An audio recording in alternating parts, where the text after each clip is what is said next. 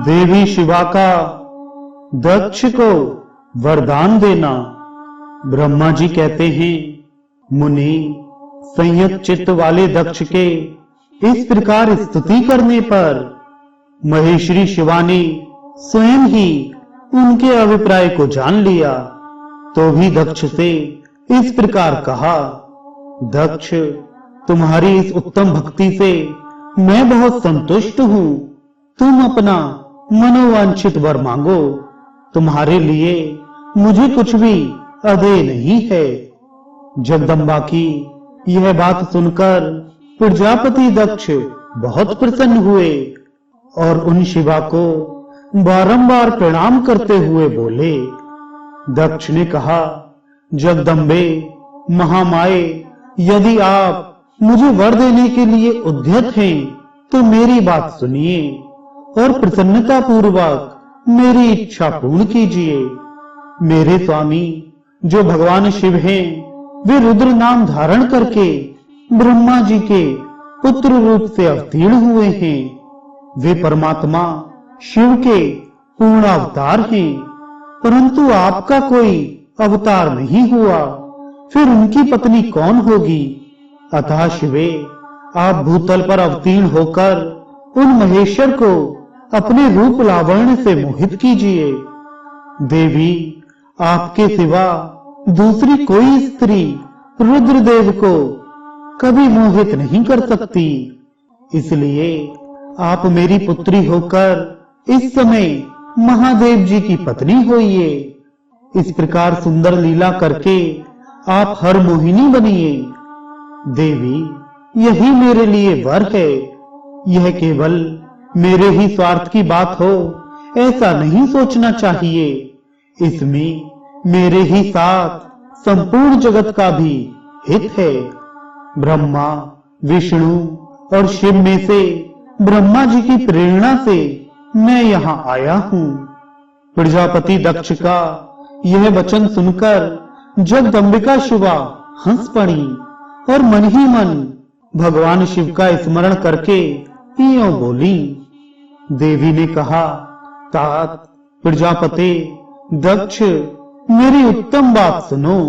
मैं सत्य कहती हूँ, तुम्हारी भक्ति से अत्यंत प्रसन्न हो तुम्हें संपूर्ण मनोवांछित वस्तु देने के लिए उद्यत हूँ।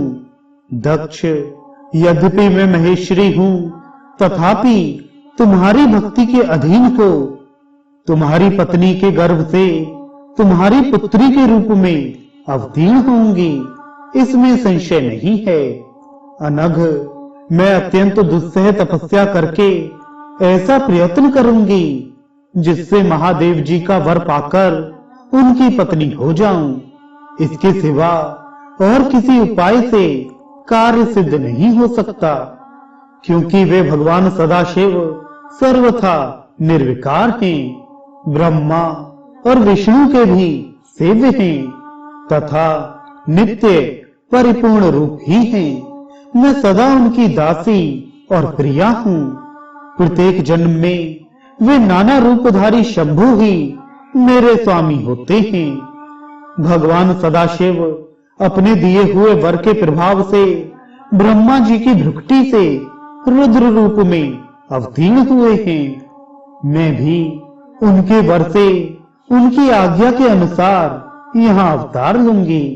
तात, अब तुम अपने घर को जाओ।